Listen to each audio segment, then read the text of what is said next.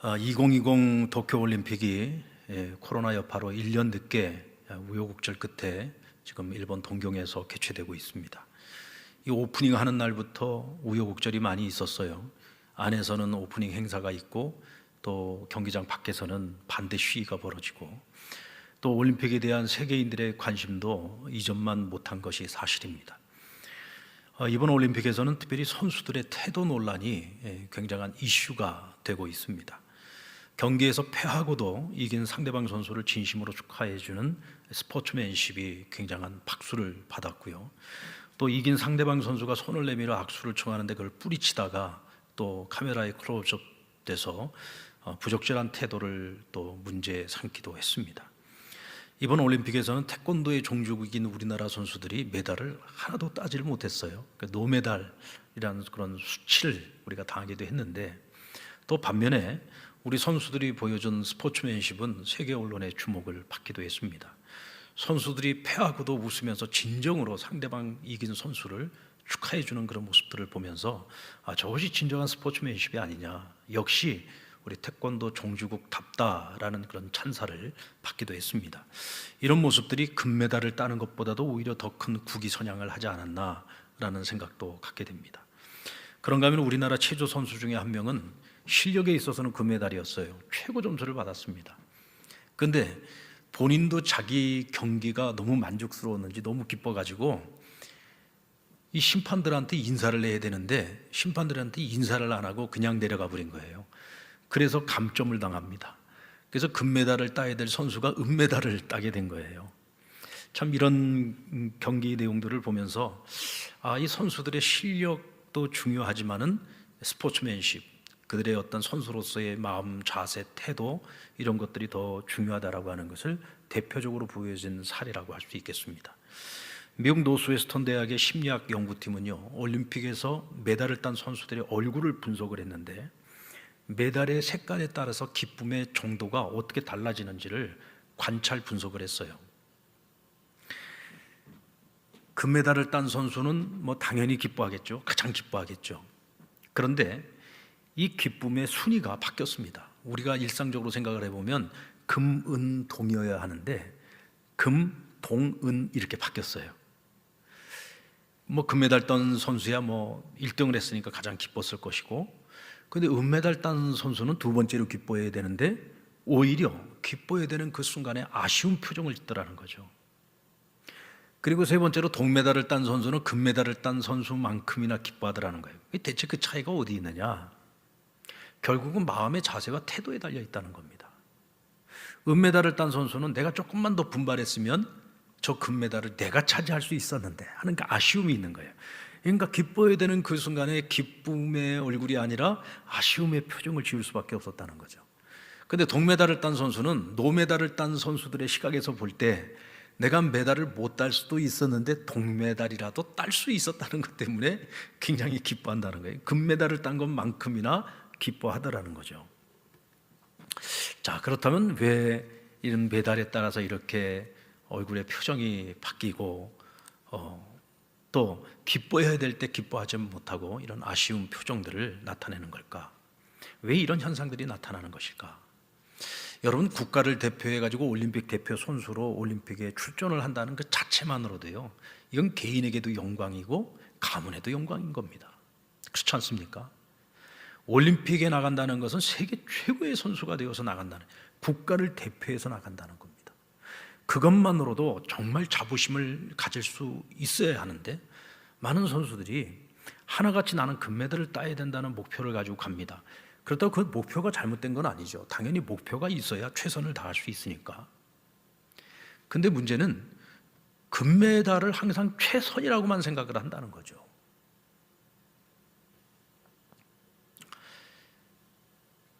이것이 어떤 우리 선수들에게 강박관념이 되어졌을 때에는 스포츠맨십이 무너지게 되고 선수들이 보여지는, 경기장에서 보여지는 어떤 태도나 자세에 있어서 손가락질을 받게 되는 그런 문제들이 발생하게 되는 겁니다. 어쩌면 이런 태도의 문제는요, 스포츠뿐만이 아니라 우리가 인생을 살아감에 있어서 우리 사회 전반에 최선만이 최상이라고 하는 잘못된 사고방식 때문이 아닐까라는 생각을 갖게 됩니다. 여러분, 경기에서 금메달을 땄다고 해서 그 선수가 자신의 인생을 살아감에 있어서도 금메달을 딴다는 보장은 없습니다.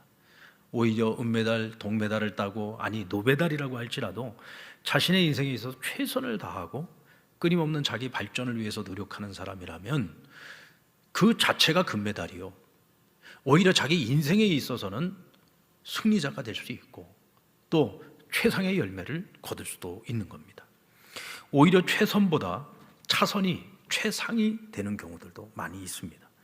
그러므로 우리는 차선에게도 박수를 뜨겁게 보낼 수 있는 건강한 마음을 가져야 되고요, 차선이라고 해서 실망하거나 낙심하지 말고 내게 주어지는 차선의 삶도 우리가 기쁘게 받아들일 수 있어야 됩니다. 그리고 차선을 최상으로 만드는 삶의 자세가 오늘 우리에게 필요하다는 거죠.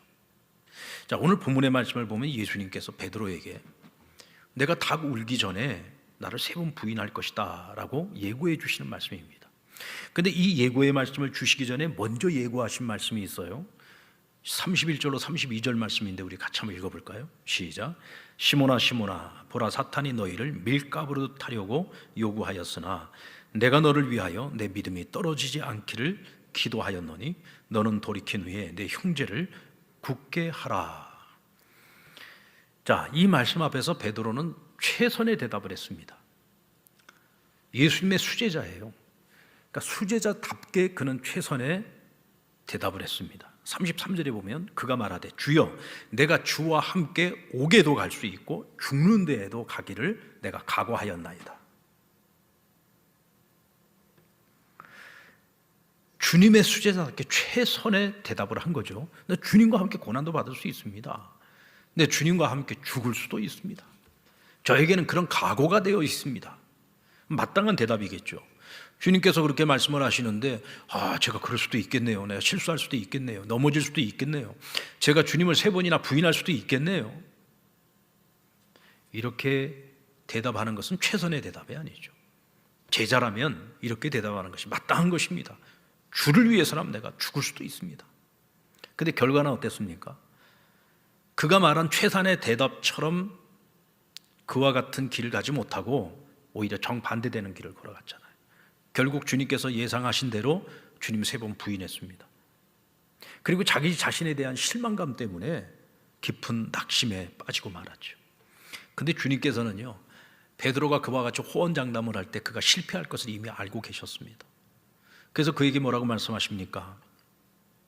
내가 나를 3번 모른다고 부인했다고 할지라도 너무 낙심하지 말고 너무 절망하지 마라. 내가 너가 그 믿음을 잃어버릴까 봐 내가 내 아버지께 널 위해서 기도했다. 너의 믿음을 위해서. 그러니까 절대로 믿음을 잃어버리지 말고 돌이켜서 너와 같이 나를 배신하고 도망간 제자들, 그래서 스스로에게 절망하고 낙심한 제자들, 그들에게 찾아가서 그들의 믿음을 굳건하게 해주라고 베드로에게 부탁을 하고 있습니다. 주님께서 모든 걸 알고 계셨어요. 최선의 대답을 했지만 실패할 것을 알고 계셨고, 그러나 주님께서는 실패가 실패로 끝나는 것이 아니라 오히려 그것을 전화위복의 기회로 삼아서 다른 제자들의 믿음도 굳건히 하고 앞으로 너희가 가야 하는 차선의 길, 그 차선을 통해서 내가 최상의 길을 가도록 만들 것인데 너희가 그 길을 준비해야 된다고 말씀을 해주신 겁니다. 그래서 28절로 30절 말씀 우리 같이 한번 읽어볼까요? 시작. 너희는 나의 모든 시험 중에 항상 나와 함께 한 자들인즉 내 아버지께서 나라를 내게 맡기신 것 같이 나도 너희에게 맡겨 너희로 내 나라에 있어 내 상에서 먹고 마시며 또는 보좌에 앉아 이스라엘 12지파를 다스리게 하려 하노라. 예수님께서는 제자들의 연약함도 알고 있고 허물도 알고 있고 그들이 주님이 십자가의 길을 걸어갈 때 그들이 어떤 부족한 모습을 보일 것인지, 그들이 어떻게 주님을 배신할 것인지 모든 걸 다 알고 계셨어요. 그러나 주님께서 최종적으로 목표하고 있는 것은 뭡니까? 그런 제자들과 더불어서 언젠가 때가 되면 하나님 아버지의 나라를 함께 다스릴 자들로 그들을 세우시겠다는 겁니다. 그러니까 그들이 그들의 인생에서 어떤 실패를 하든지 상관이 없어요. 왜냐하면 결국은 하나님께서 그들로 하여금 주님과 함께 아버지의 나라를 다스릴 자들로 삼으시겠다는 겁니다. 우리는 여기서 무엇을 예측할 수 있느냐?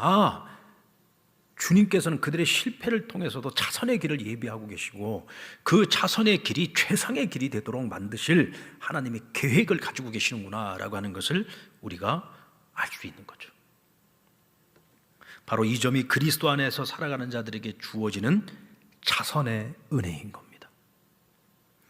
주 안에서 살아가는 이들은요, 그래서 언제나 최선의 삶을 살아가야 합니다. 자, 여러분들, 최선의 삶을 살아서 최선의 열매를 맺는다, 뭐 이거보다 더 기쁜 일이 없겠죠. 더 감사한 일이 없겠고요. 근데 여러분, 우리가 살아봐서 알지만 최선의 길을 걸어간다고 해서 모두가 다 최선의 열매를 얻는 것은 아닙니다. 자, 올림픽에 나가는 선수들이 모두가 다 금메달, 은메달, 동메달 따는 거 아니잖아요. 정말 극히 소수의 선수들만이 그와 같은 영광의 자리에 설 수 있는 겁니다. 대부분 모든 선수들은 차선의 길을 가든지 아니면 차차선의 길을 가든지 아니면 아쉽게 사위를 해서 메달을 따지 못하든지, 대부분의 선수들이 올림픽에서 실패를 경험하죠. 그 중에서 메달을 따는 선수는 정말 극히 소수입니다. 그리고 사실 금메달의 색깔도 역시 마찬가지예요. 누가 금메달을 따느냐, 누가 은메달을 따고 동메달을 따느냐, 사실은 극히 아주 근소한 차이로 인해서 순위가 결정이 되는 겁니다. 그리고 대부분의 사람들, 대부분의 선수들은 내가 원하는 최선의 결과가 아니라 원치 않은 차선의 결과를 얻게 되는 경우가 거의 대부분이죠. 그래서 여러분, 남과 비교하지 말고 어제의 나와 비교하라는 말이 있어요. 선수들이 경기장에 나가서 최선을 다할 때는요, 목표가 최선의 결과라기보다는 어제의 나와 비교를 해서 오늘의 내가 더 좋은 성적을 내고 땀의 열매를 내가 거두었을 때 우리는 거기에 만족할 수 있어야 된다는 것. 꼭 메달을 따야만 성공하는 것이 아니라는 거죠.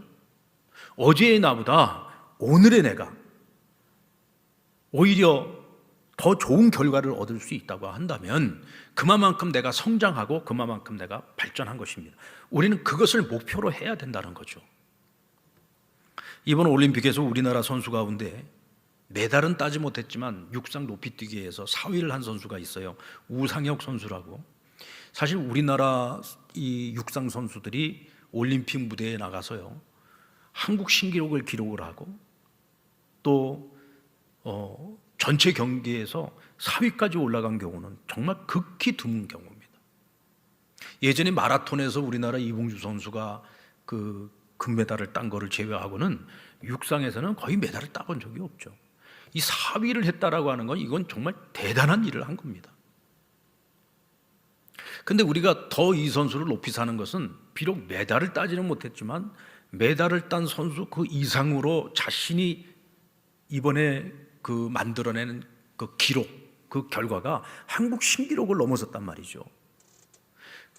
그 순간에 그가 얼마나 기뻐했는지 모릅니다. 비록 메달은 따지 못했지만 매 순간마다 최선을 다하는 모습을 보여줬고 화이팅하는 모습을 보여주었고 또 그가 보여주었던 선수로서의 정말 매너가 모든 그 외신들의 주목을 받을 만큼 모범적이었다는 겁니다. 우리 인생의 올림픽에서도 최선의 보상보다는 끊임없이 자기 성장을 가져오는 최선이 더 값진 것이 아닐까라는 거죠. 성공하는 사람은 땀을 흘리지 침을 흘리지 않는다는 말이 있습니다. 여러분, 땀과 침의 차이가 뭡니까? 둘 다 액체지만 땀은 염분을 가지고 있어서 썩지 않고 침은 금방 썩습니다. 성공한 사람을 보면서 그가 성공하기까지의 과정을 보면서 도전을 받고 나도 그 사람처럼 최선의 길을 걸어가야겠다, 끊임없이 노력을 통해서 자기 성장, 자기 발전을 이루어가는 사람은 성공한 사람이라고 할 수 있죠. 그래서 성공하는 사람들은 땀을 흘립니다. 그러나 남의 성공의 결과만을 보면서 그것을 부러워만 하고 시기 질투만 하는 사람은 침을 흘리죠.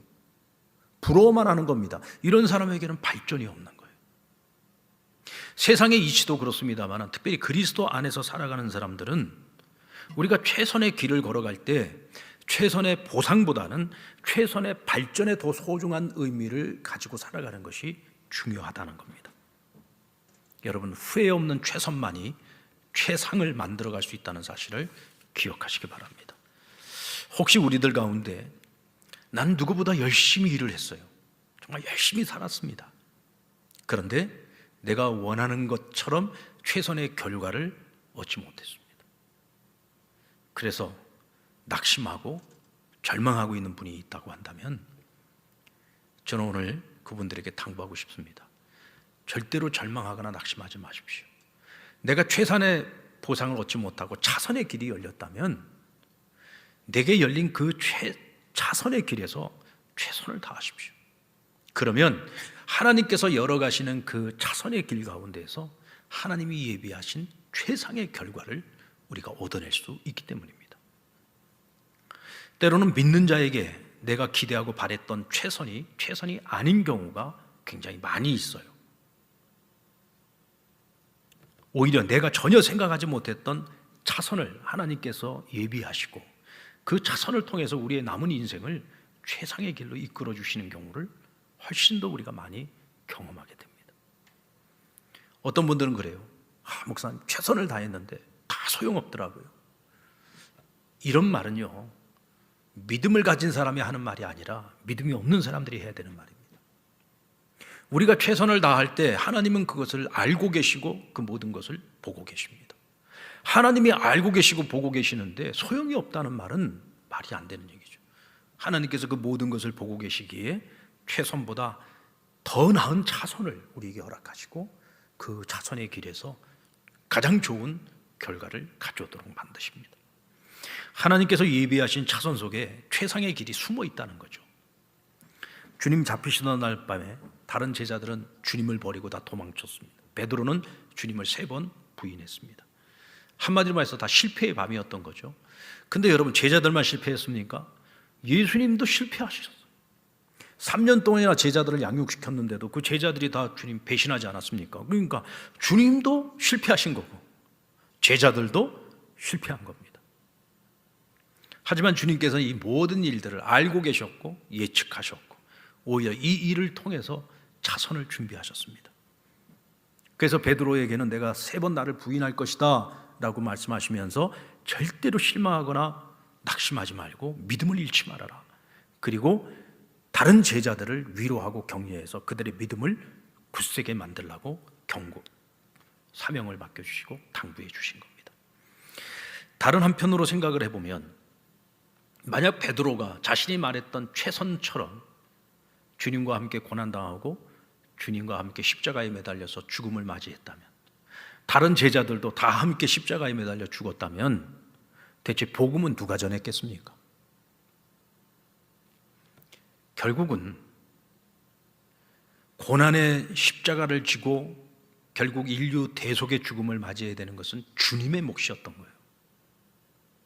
그리고 제자들의 몫은 그리스도께서 십자가에서 이루신 복음을 온 세상 땅끝까지 나아가서 전파하는 것이 그들의 사명이었던 겁니다. 그러니까 베드로의 입장에서나 다른 제자들의 입장에서 보면 자신들은 최선을 다하지 못한 거죠. 실패했다고 생각을 했습니다. 그러나 그 실패는 주님의 크신 계획 속에서 보면, 복음의 계획 속에서 보면 그것은 실패가 아니라 하나님께서 차선의 길을 예비하시고 그 차선을 통해서 온 세상의 복음이 전파되도록 하시기 위한 하나님의 의도적인 계획이었다는 것을 우리가 알 수 있습니다. 사사시대의 대기근을 맞아서 모압 땅으로 이민의 길을 떠났던 나오미의 가정을 여러분이 한번 생각을 해보십시다. 나오미의 가정은요, 기근을 맞아서 모압 땅으로 떠났습니다. 이민을 간 거예요. 그리고 그들은 그 이민 간 모압 땅에서 성공을 거두기를 원했습니다. 그것이 그들이 생각하는 최선의 길이었어요. 다시 돌아올 생각이 없었습니다. 그래서 두 아들을 전부 모압 여인들과 결혼을 시켰던 거죠. 하지만 결과는 어떻게 됩니까? 나오미는 남편도 죽고 두 아들이 다 죽습니다. 그리고 그 집에는 3명의 과부만 남게 된 거예요. 결국 며느리 오르바는 집으로 돌아가고 룻만 어머니 나오미와 함께 베들레헴으로 돌아오게 됩니다. 베들레헴으로 돌아올 때 베들레헴에 사는 여인들이 나오미를 보고 저 여인이 나오미가 아니냐라고 얘기할 때 나오미는 이렇게 말합니다. 나를 나오미라고 부르지 말고 나오미는 기쁨이라는 뜻이요, 마라는 쓴물이라는 뜻입니다. 이 세상에서 누가 가장 불행한 여자냐? 내가 가장 불행한 여자다. 내 인생에 이제 기쁨은 없다. 내 인생은 쓰디쓴물로 가득하다. 이게 바로 나오미의 현실이었습니다. 그러나 여러분, 그게 끝이 아니었죠. 하나님께서는 실패한 나오미의 인생에 룻이라고 하는 차선의 길을 그와 함께하게 하셨어요. 그래서 나중에 나오미가 룻을 가리켜서 뭐라고 말합니까? 7 아들 귀한 내 며느리라고 고백하지 않습니까? 그에게 하나님께서 허락해 주신 차선의 길이었던 룻을 통해서 나오미의 인생의 말년에 하나님께서 가장 큰 기쁨의 선물을 그에게 허락하시고, 그의 인생이 화로 끝나는 인생이 아니라 화가 복이 되도록 만들어 주셨습니다. 주 안에서 사는 이들이 최선이 아닌 차선의 길을 걸어간다고 해서 실망하거나 낙심하지 말아야 될 이유가 바로 여기 있는 겁니다. 그 길을 인도하시는 분이 하나님이시기 때문이죠. 하나님께서 이 모든 길을 설계하고 계신다고 하면은 하나님께서는 반드시 그 계획을 실행하시는 분이시고, 그 차선의 길을 내가 하나님을 믿고 묵묵히 그 길을 따라가면 결과적으로는 하나님께서 우리에게 최상의 결과를 주신다는 거예요. 영국의 세계적인 역사가 토마스 칼라일에 관한 일화입니다. 이 칼라일이 7년이라는 긴 세월에 걸쳐서 불란서 대혁명사 원고를 탈고합니다. 그동안에 기나긴 시간 동안 원고를 쓰느라고 너무 피곤하고 지쳐서 잠시 머리를 식히기 위해서 밖에 외출을 다녀옵니다.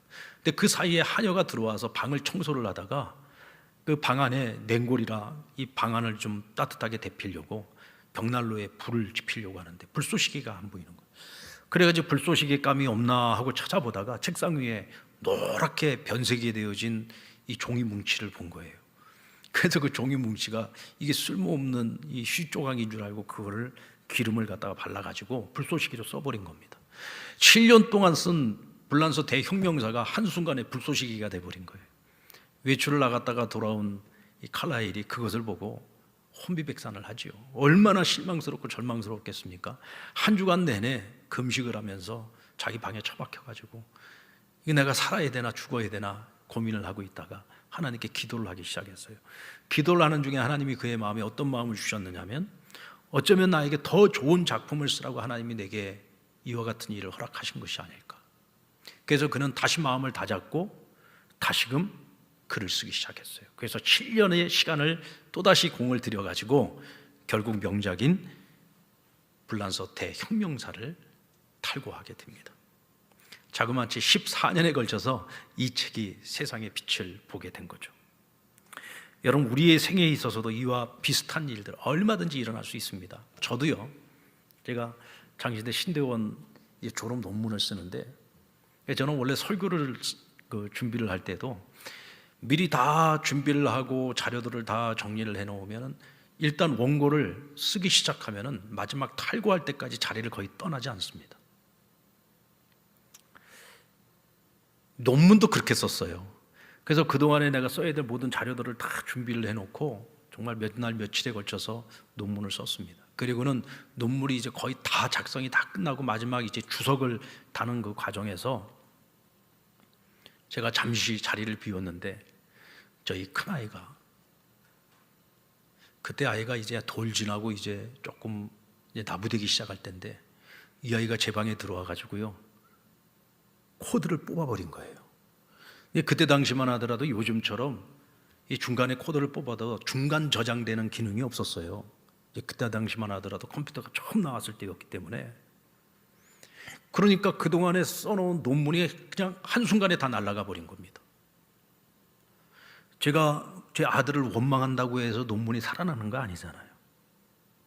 여러분, 이 인생을 살아가다 보면요 이런 경우들이 있습니다. 그동안에 내가 최선을 다해서 그렇게 노력을 해서 이제 최종적인 결과만 앞두고 있는데, 내가 생각했던 것과 전혀 예기치 못했던 불행이 찾아오기도 하고 실패가 찾아오기도 하는 거예요.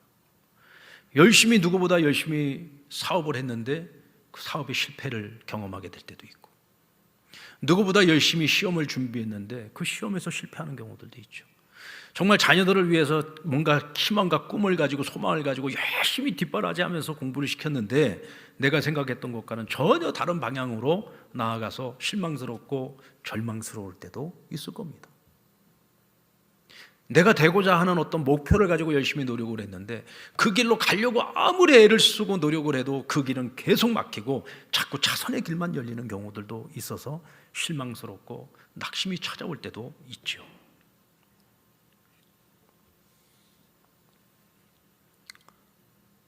여러분, 이럴 때 우리는 어떻게 해야 됩니까? 저희 교회 자매 가운데 정말 오랜 시간 동안 아나운서의 길을 가기 위해서 열심히 준비해 온 자매가 있어요. 실질적으로 방송국에서 아나운서도 했고 또 여러 기업에서도 아나운서를 했고, 그래서 평생 나는 아나운서를 할 거다.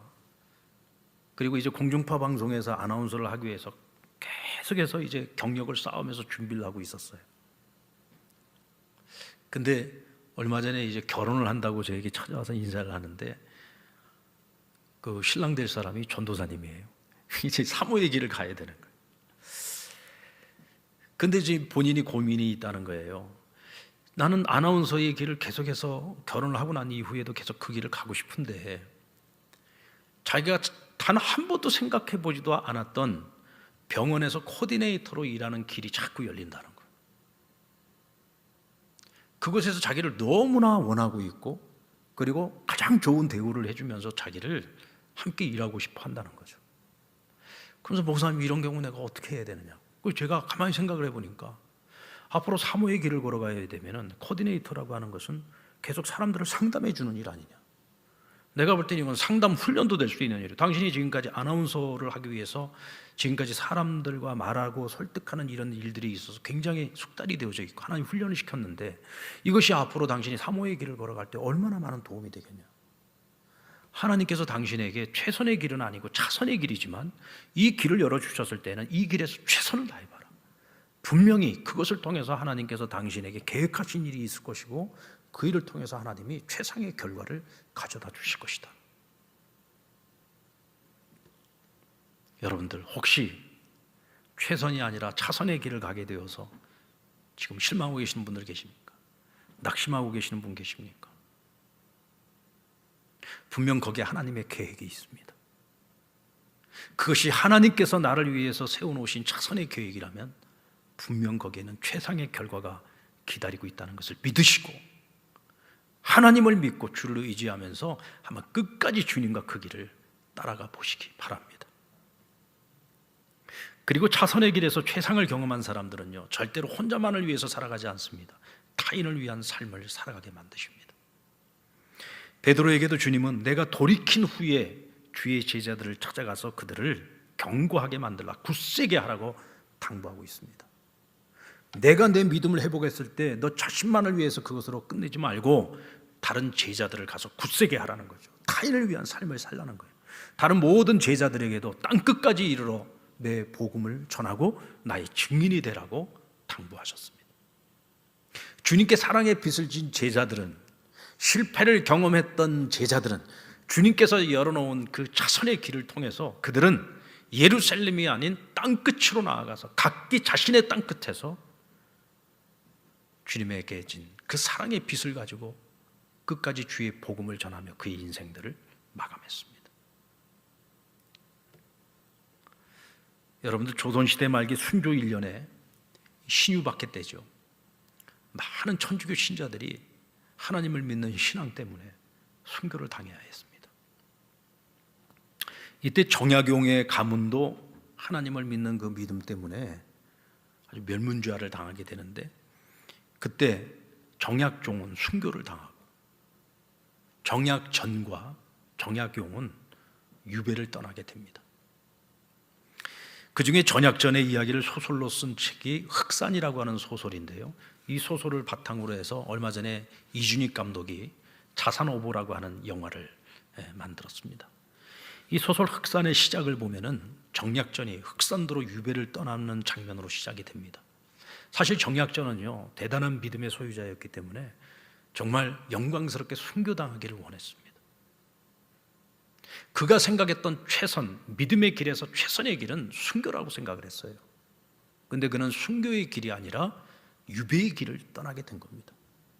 그러면서 그가 깊은 회한에 빠져 있을 때 그는 어느 순간에 마음의 결심을 하게 됩니다.